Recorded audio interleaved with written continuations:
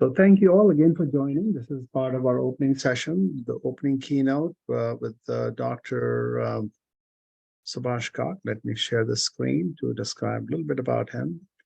So, Kent, it was very nice to have you come and sort of share various aspects. So we are from all over the world. We are part of the global consciousness. And now we will have a keynote speech, very fascinating topic, whether AI will lead to conscious manager. So Dr. Subhash Kak, in very, very brief words, is Regents Professor at Oklahoma State University, Stillwater, Oklahoma, and also distinguished academic scholar at Chapman University, Orange, California. His research interests include AI, quantum computing, history of science, Vedic science, a lot of things. He is the author of 20 books that include The Nature of Physical Reality and Mind and Self. He is a member of Indian Prime Minister's Science, Technology, and Innovation Advisory Council. He has been awarded the Padma Shri Award and many, many other awards. He's a very, very sought after speaker in the Vedic and consciousness domain. So without any further taking time, so I really, really warmly invite Dr. Subhash Kak. Please give him a round of applause. It's really, really joyful to have him here. Please, Dr. Kak, please go ahead. The way it will work is maybe he'll speak for 30 minutes, total 45 minutes or so. And please, I think if you have any pressing questions, you can put in the chat. Otherwise, we'll have him probably present for 30 minutes and then take questions towards the end. Dr. Kak, please go ahead. Let me, if you need, I can make you the co-host. Thank you, Anil. Delighted to be a. Let me see. Yeah, delighted to be a part of this wonderful conference. It was a pleasure to hear about your own, the individual journeys of many of you. Now, my own field is an intersection of AI, quantum computing or quantum mechanics, as well as consciousness itself. And in this journey, you know, I started off as a computer scientist, and I've worked on many technical problems related to the intersection of these fields. Now, as a backstory, 5-6 years ago, DARPA in the US, through SRI, which is Stanford Research International, managed a very big project where they got together several AI, computer science people, philosophers, and science managers to 11 week-long workshops in different parts of the US and one in Cambridge, UK, where the task that was given to us was, will computers of the future become conscious? Not necessarily near-term future, but even, let's say, 10 years from now or 50 years from now or even 100 years from now. And during these deliberations, the one in Cambridge, we had a poll, and it was very interesting to see that there was a split.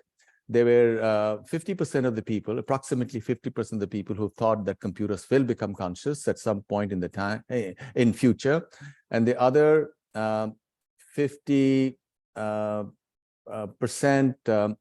thought that this will never happen. Now, I myself belong to the group which thought that computers will never become conscious. So I want to go over both of these arguments very briefly before I push further ahead. Now, the ones who thought that computers will become conscious were generally people who work in algorithms, and their argument was that you know, the brain is also a machine.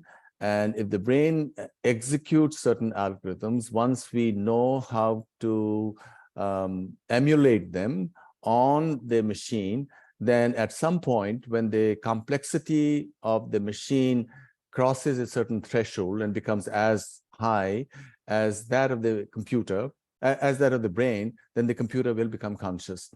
Now, the 50% of the people who thought that computers will never become conscious had either a background in quantum mechanics itself, or some of them were philosophers. And their argument was that if you look at quantum mechanics, which is the deepest framework in all of science, because without quantum mechanics, you cannot explain chemistry, and without chemistry, you can't explain biology, and without biology, you can't explain brains.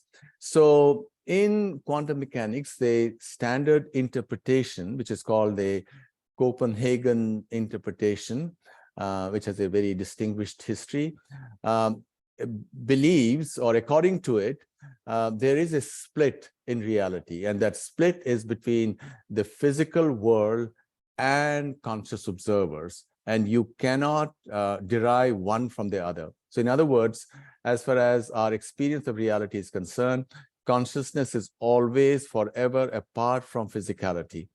And therefore, you cannot see consciousness as emerging from operations that go on in any machine, whether we visualize such a machine in the near-term future or in the distant future.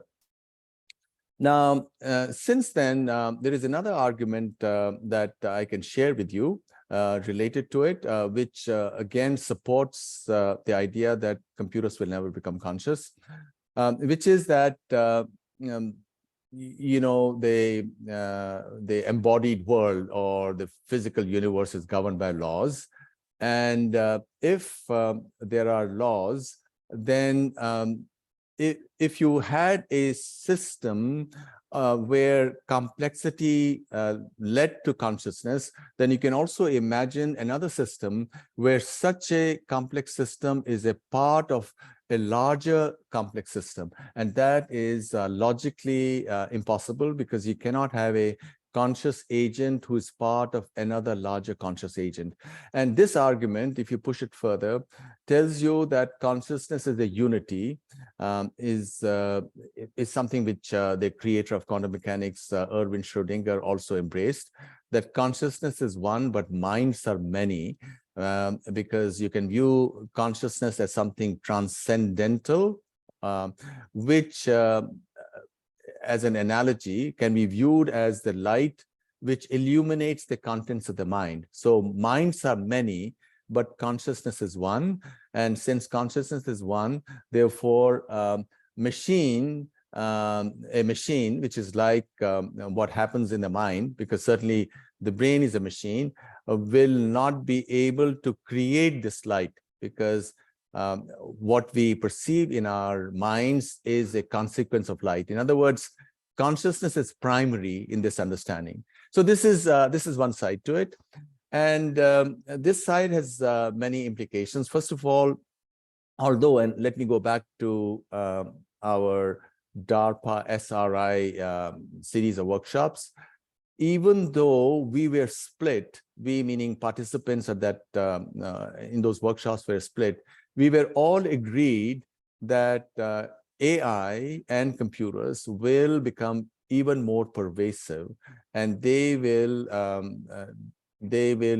do decision making in increasing number of fields, and humans will be quite willing to cede decision making to AI machines. And we see this happening already. I don't know how many of you have seen that self-driving cars are being launched in the business world already in China, and China has entered into an agreement with UAE to have self-driving taxis there in UAE. So this itself, just this minor matter or minor advance for which technology seems to be quite ready, is going to have absolutely incredible consequences for society. According to one estimate, about 50–60% of the jobs in the US, for example, which is a developed economy, are related to the transportation sector.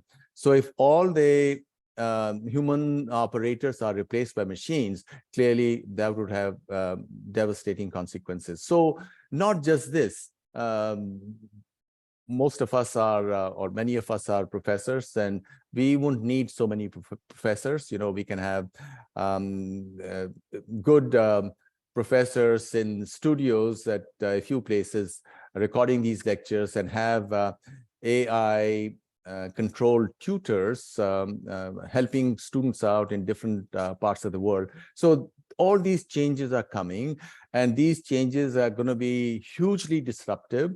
And one of the disruptions that I foresee happening is that as jobs disappear, there will be a further collapse in fertility, as we are already witnessing in countries like South Korea, where it's dropped to 0.71, or in China, it's 1.2.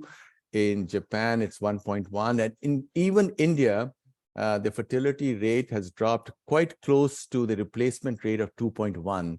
So populations will go down because there won't be jobs, and people understand this intuitively, viscerally, and as economies contract, or as the whole social organization is put on a different footing, clearly there will be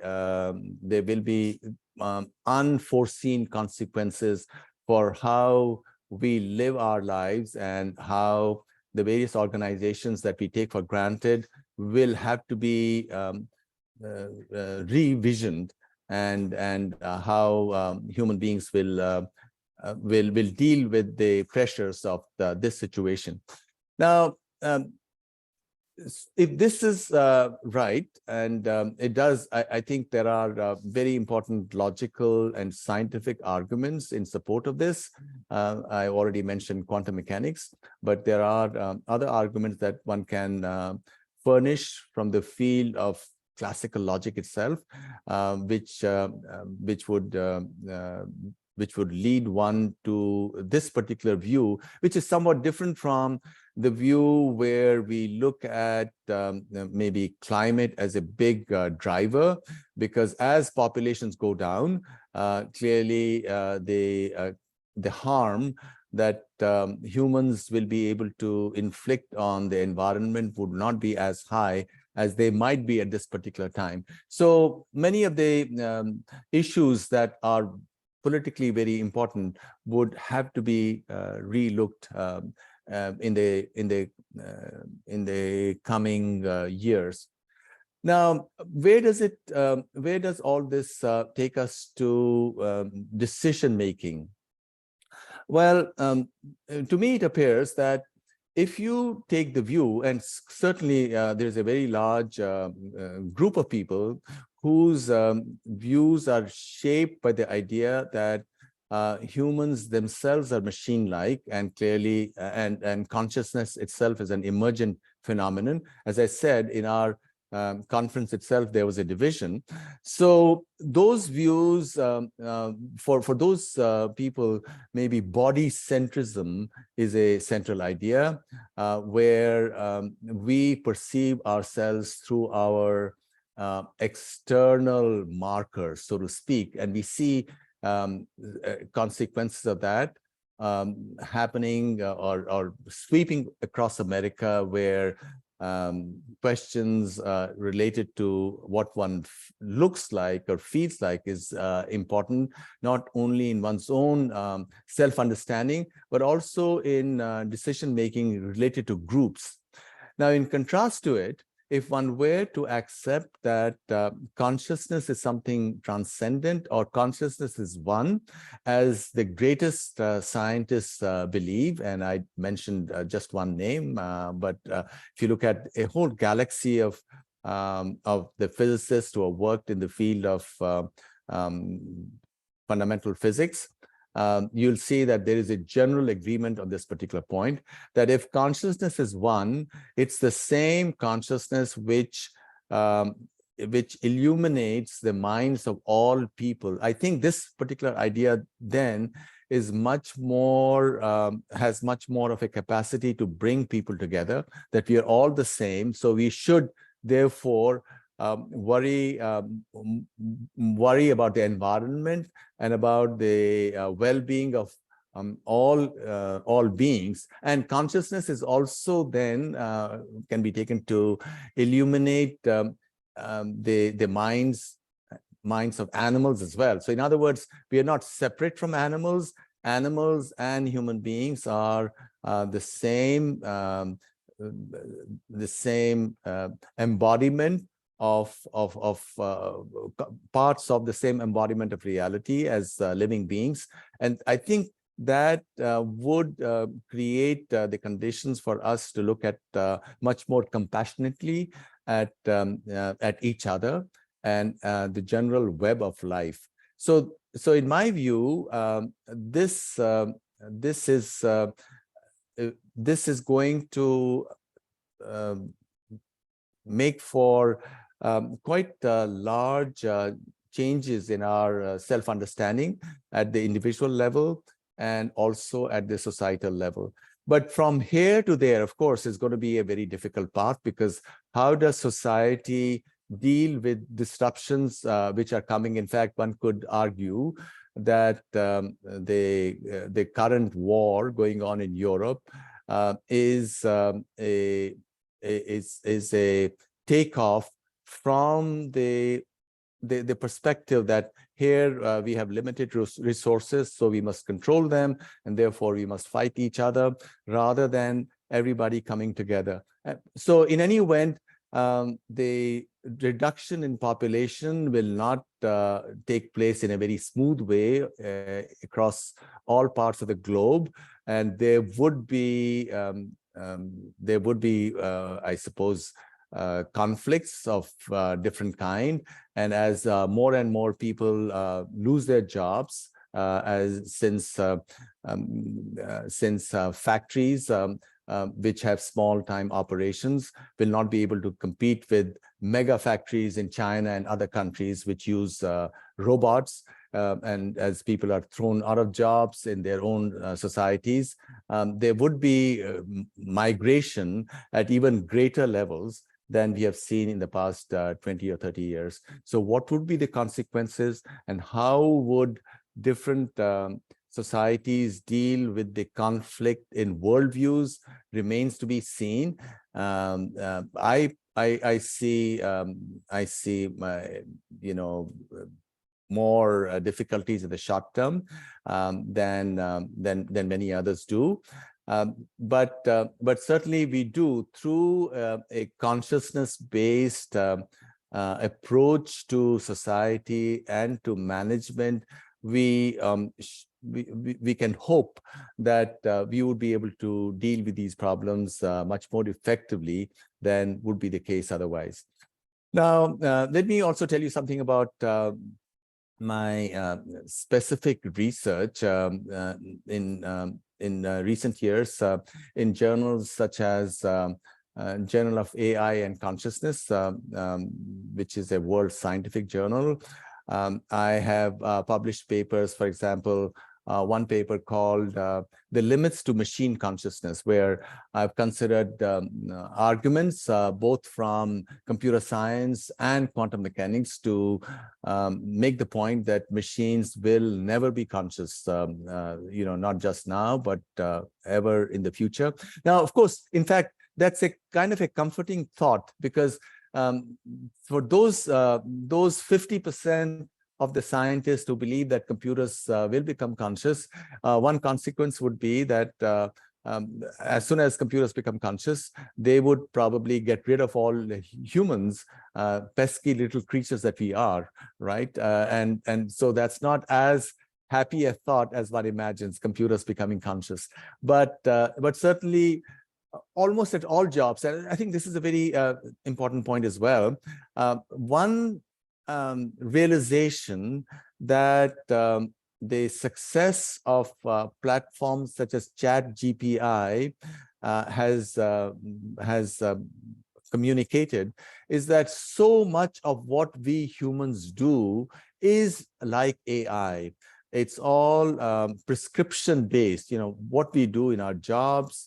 If you look at the first industrial revolution, which sent people off from farms to the cities, so a lot of the stuff at the farms which required manual work there the internal combustion engine and the trains and other sources of power displaced people, but people went to the cities, and then they started keeping ledgers, office work and so on. But now office work can be done so much more efficiently by machines.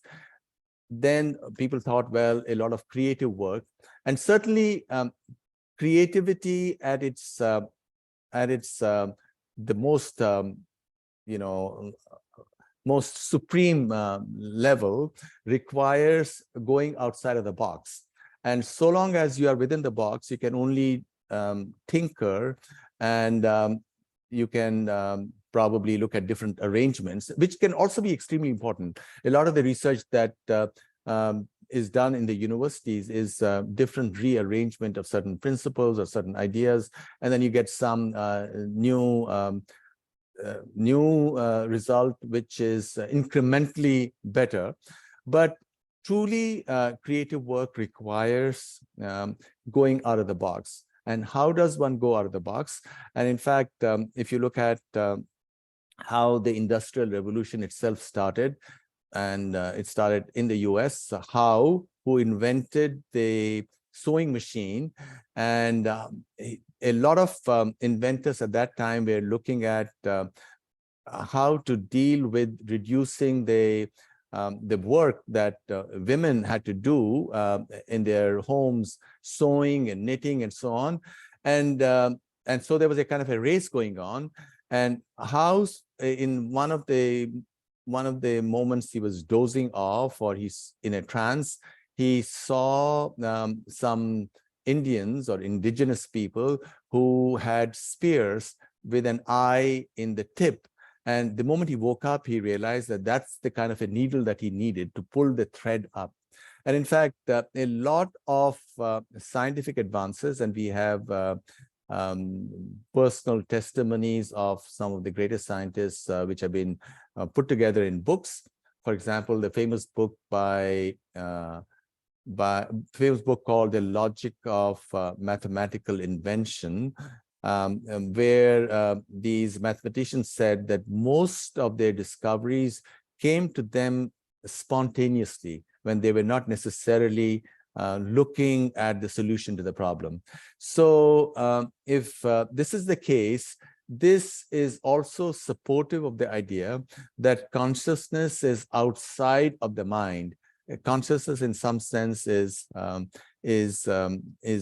unity outside of the mind. And perhaps the most famous example of this is the young and outstanding Indian mathematician named Srinivas Ramanujan, who died about 100 years ago at the age of 32. He was a self-taught mathematician, and he came up with outstanding theories and formulations or formulas, which he could not explain. And in fact, about 100 years after his death, his notebooks are still being studied, and absolutely, incredible mathematics is being discovered. So when he was alive, he was asked, how do you come up with these equations? Because there is no antecedents to math of that kind. And in all of sciences, you need to have a kind of a background on which you build.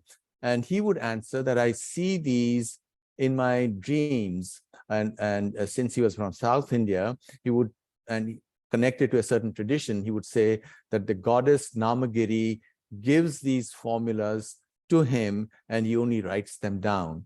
Now, of course, the invoking of the name of the goddess, etc., is a kind of a tradition related to his experience. But talking in more general terms, one could say that one comes by creative advances, not through within the box thinking, but outside of the box, which happens spontaneously, or perhaps which happens when one is dozing off or in one's dreams. And in fact, there is a very interesting framework for consciousness from within the Indian tradition, where it's stated that there are first of all, three layers to the mind. The bottom layer is memories and associations. The second layer above it is the intellect, where certain logic between these memories becomes available to you. But the layer even above that is the layer where the ego resides, and that in the Vedic tradition is called the layer related to bliss. Bliss here really refers to which has the capacity for you to transform yourself. So you have these three layers, and if you're not, so education, of course, plays a very important role. If you're not taught how to, first of all, develop the intellect, or the young person is not taught how to develop a distance between one's own personal memories and the larger logic to memories of everybody. And even beyond that, in the third layer, where the ego resides, because it's much harder to question one's own ego. Now, in this particular model, the light of consciousness comes from above this, and so through training and through discipline, one can learn to come to a point where consciousness and the processes in the mind are so much closer, metaphorically, and that's when one has access to utterly original ideas, or where perhaps sometimes this happens in one's dream, or in some other process where one is not consciously thinking about the problem. In fact, Roger Penrose, who won the Nobel Prize for Physics 5 or 6 years ago, in one of his books, I think The Emperor's New Mind, talks about how his famous discovery about irregular tilings came about. He and many other mathematicians had been working on finding a solution to the problem of tiling a surface, which of course we can do very easily. If the tile is, for example, square, you replicate that square and you can cover the entire surface. But can you do it through irregular tiling? And that was the problem at that time in the 70s and 80s. And he says he had worked on it for a long time, and he had an American visitor. He's a professor at Oxford. He had an American visitor, and with his visitor friend, he was crossing the street. And as he crossed the street, somehow he had this overpowering feeling that he had the solution to the problem. He didn't quite know what it was. So he rushed back to his office, and there it was, a very simple solution that came to him, so to speak, from nowhere. So the challenge then for a consciousness governed world, not just of management, but also of organization of society, will be to make such a capacity accessible widely to young people. Because if one knew how one could be creative, first of all, supposing in the next 100 years, in the next 75 years, I was looking at a projection, the population of China is going to come down from the current 1.4 billion to 600 million, and the populations elsewhere will also likewise go down. But as the whole world population goes down, let's say from the current 7 or 8 billion to 2 or 3, the jobs that would be in great demand would be the jobs related to creative work in the arts or in the sciences or in design or other fields that we can't even imagine because they don't even exist. So how to then set up education, not only in colleges and universities, which are going to go through their own very difficult phase. There is a professor at Harvard School of Education, who's argued that in the next dozen years, half the universities in the US, for example, will go under, will go bankrupt, because the cost of education has become so high that that fewer and fewer students would want to go through it. And as jobs dry up, clearly the demand for college and university education will go down. And so there will be great reorganization there as well.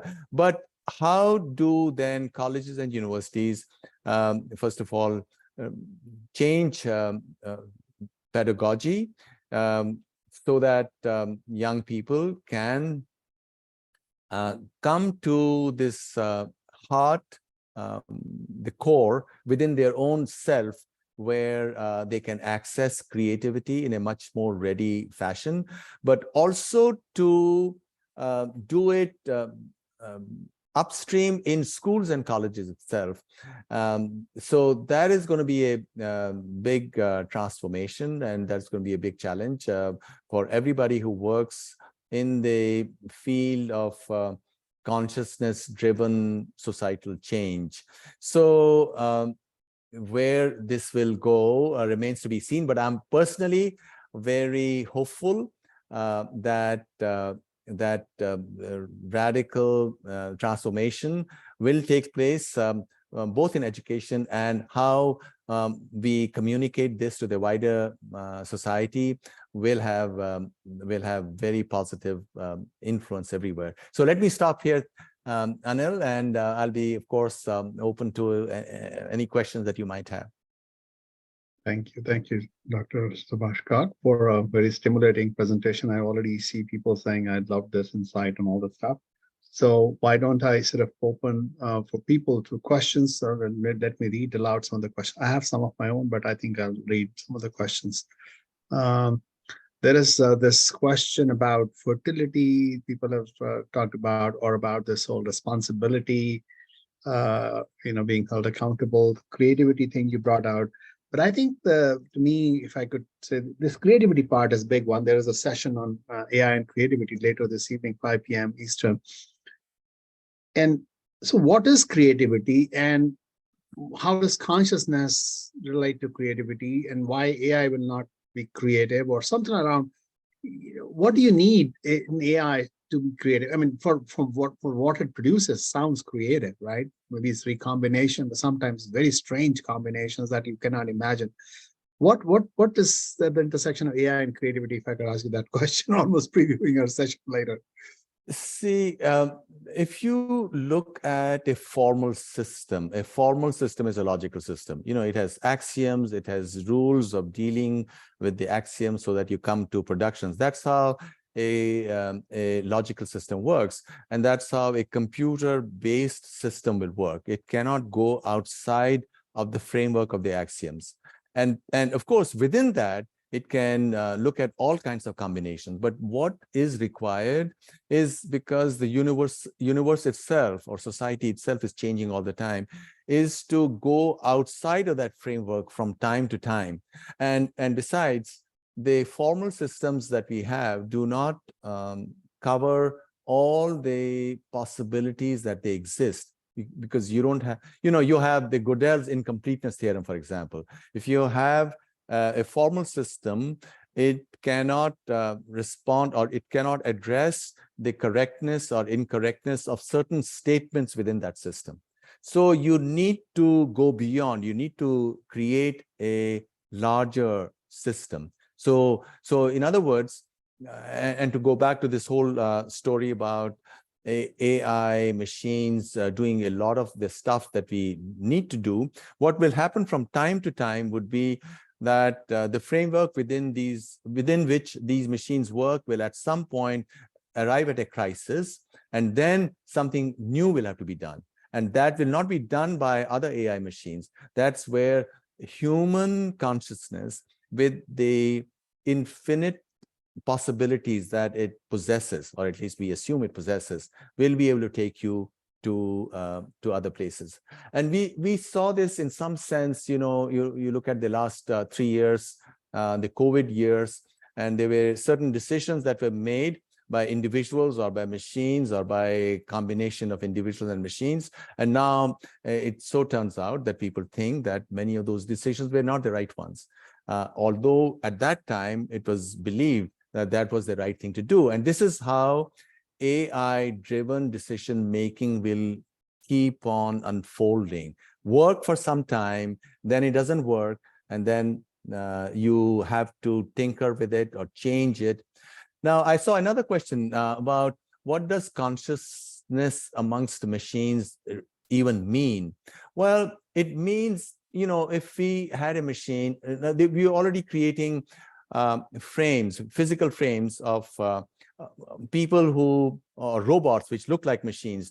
Now, if a robot acted like a human being in almost all ways, and we could not distinguish such a robot from a human, then one would think, and this robot could carry out a conversation with us. Perhaps in some way that is already possible, because you have ChatGPT, it can carry out a conversation with us, but still one could, through clever probing, find what its limitations are. So perhaps potentially humans don't have that limitation, although many humans do. I think we should not forget that a lot of humans in their lives, or perhaps the way societies are functioned, are made to live within a framework which is not richer than that of a AI machine. Okay, let's have people. Thank you, Dr. Kak. Anybody wants to raise their hand if they want to ask a question. I think the other part was, Nishant asked that same question. I want to ask Nishant, why don't you just read aloud that question, if it's okay, and then let him answer, which is about, I think, if everything is conscious, why not machines? Something like that. So just I want to first, thank you. And I just want to, I was very fascinated that you linked everything, we see everything in silos, that you linked AI with, population and then climate change. So the first question is if there's something we can read about it, or maybe, something how we can learn to connect things so we can do better research. And the second question is that we have like Vishwakarma and other deities also in other traditions, which are deities for machines, and we have rituals for machines. In India, people putting tilaks and stuff.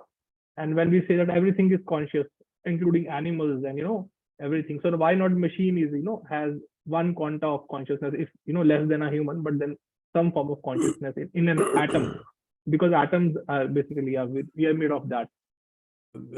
Thank you, Nishant. The Indian framework is that consciousness is the underlying reality.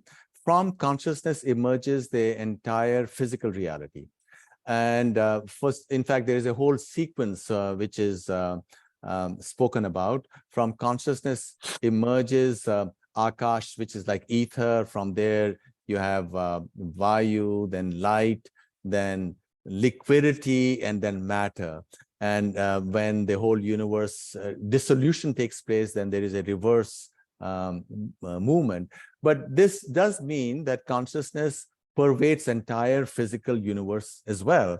The Indian system does accept it, but what the Indian system says is that human beings, or the minds themselves of humans or of animals, work like machines. Work like machines. And that's the whole idea of the karmic chain.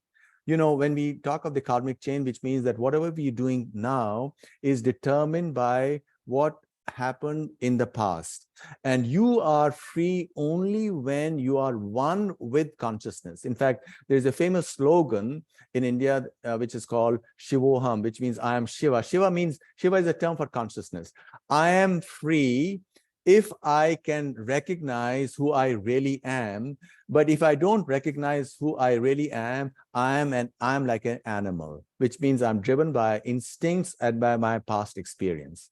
In fact, there is a very famous statement in the Rig Veda, which says there are two kinds of animals, one who are bipeds and the others who are quadrupeds. So humans are also generally animals. So we are driven in our lives by our past experience and by our instincts, and we have to do effort in order to truly become free. So in some sense, it's rather pessimistic that this looks at human reality itself in very hard terms, that you have to strive to find that light, to be one with that light within you. And if you do, that's when different gifts become available to you. That's when you have, creative stuff that comes by you. Yeah, thank you. Dr. Sharma, Radha Sharma. My compliments for a very insightful presentation, sir. I'm a psychologist by training and interested in spirituality. So I have two sets of questions, simple, but I would like your comments on that. In our Vedic literature, we believe in the karma theory, which you just referred to. Previous birth determines our action and behavior in this birth. Then as a psychologist, we have been trained that there is, in psychoanalysis, there are three levels: conscious, pre-conscious, and unconscious.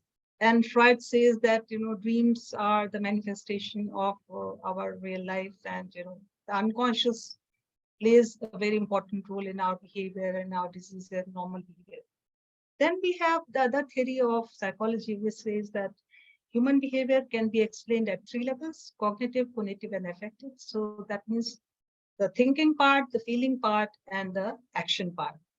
So computers can take the role of thinking and action, but the feeling part, which Sophia and other AI tools are trying to capture, but they are not accurate. They still need human assistance to identify whether the human emotion has been captured rightly or not. So the simulation or developing some algorithms to explain that, will that be real?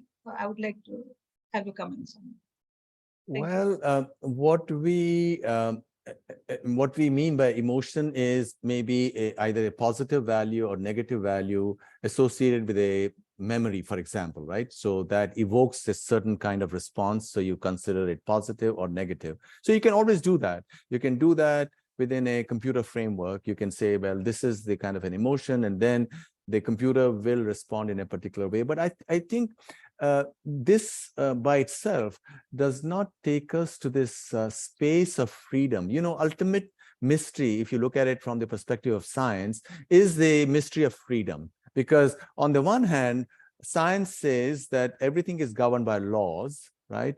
And on the other hand, individually, we would like to believe that we are free. But in reality, you cannot be free if you are within a framework of laws. And as the famous research by Benjamin Libet, right, at UC Berkeley about 40, 50 years ago, where individuals were asked to press at a button consciously, a free volition.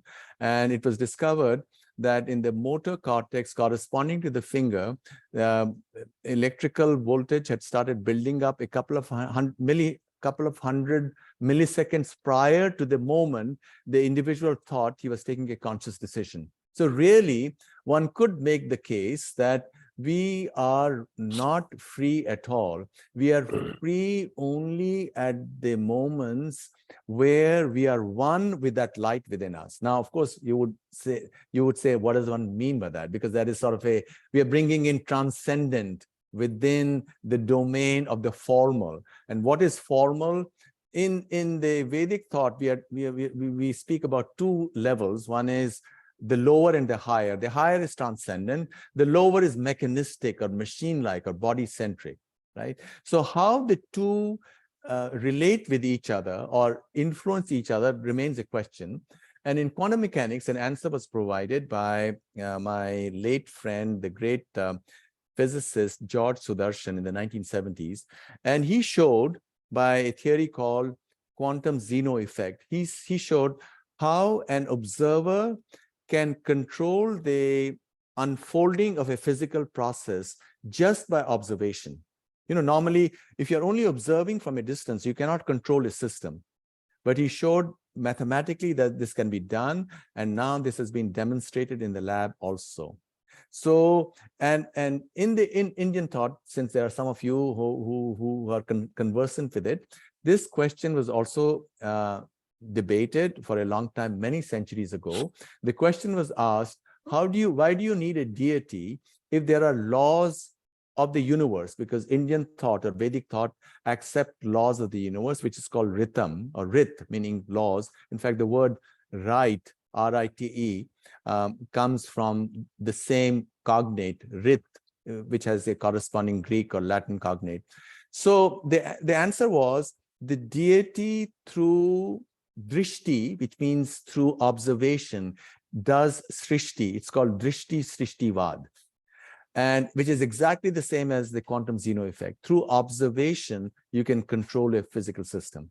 So through observation, if you can turn your gaze to within yourself, that's how you transform. And in fact, the whole idea of rebirth, the idea of moksha, for example, which people are conversant with, or nirvana, is not moksha in the next life.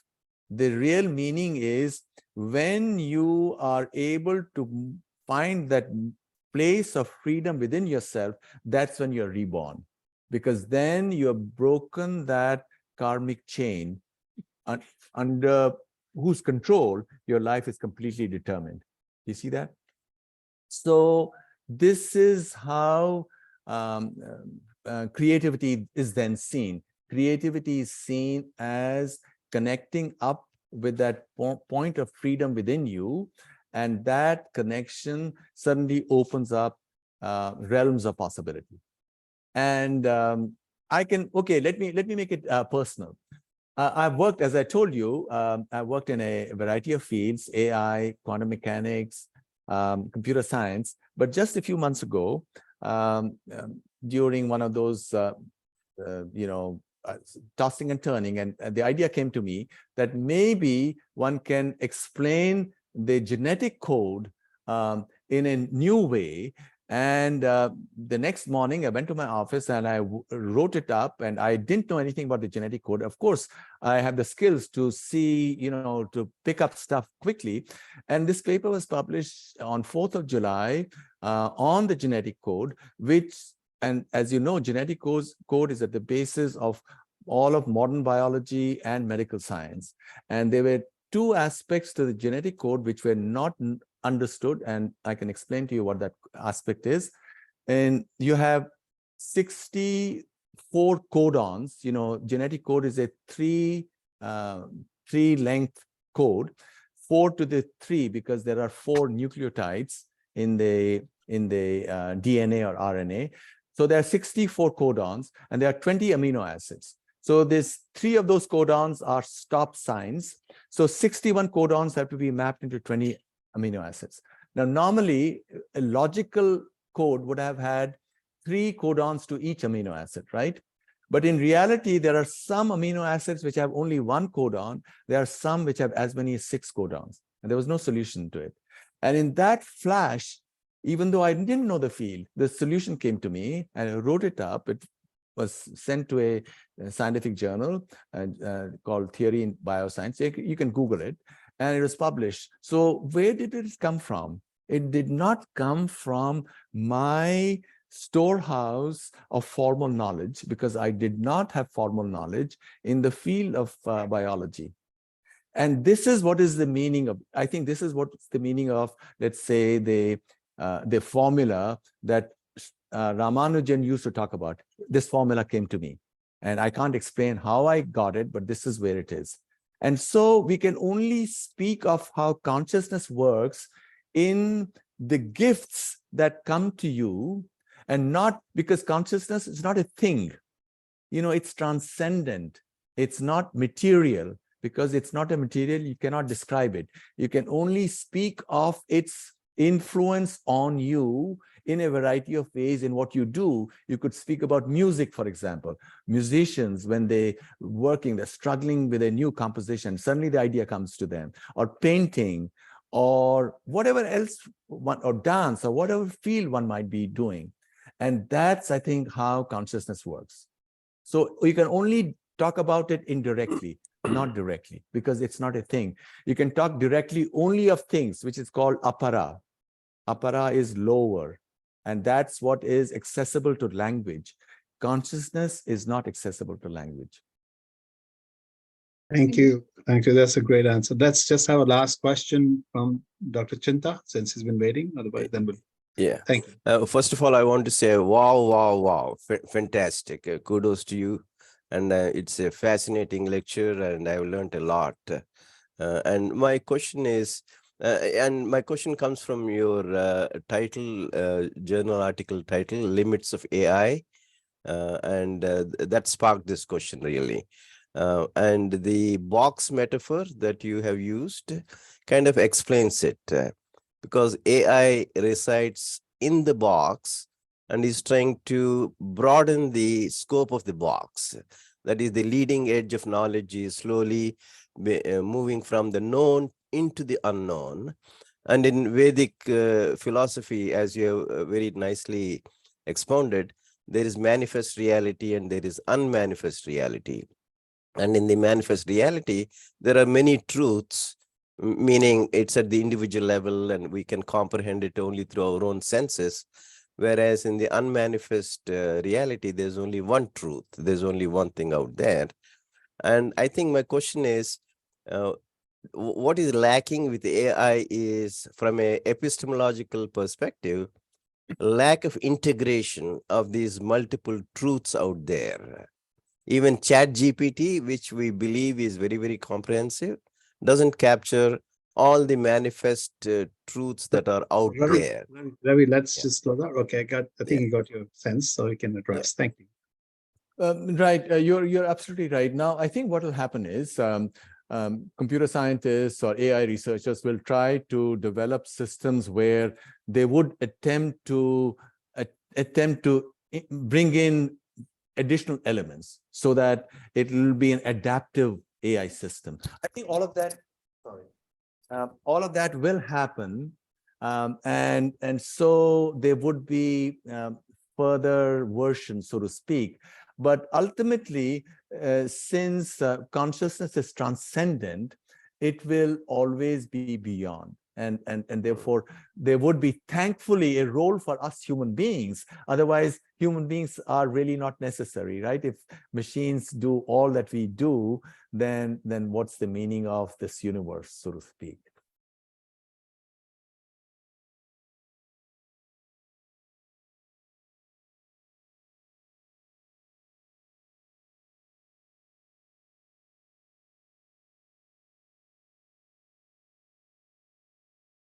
Okay, I think Mr. John Lass is already on. I was just calling him to see. So first, let's thank Dr. Kak. I don't want to, you just opened such a huge thing, and I have 5 questions. So we'll talk one another day. That's a fascinating, and thank you, Dr. Sharma, for asking a beautiful question that led him to elaborate on his own Ramanujan kind of insight. That's a gold standard for all of us to get to if you really want to be free from AI. I think I would say that is the one thing. Be open to the gift that comes, and tossing and turning is a good thing. I think that's what I heard Dr. Cox say. It can be a very good thing.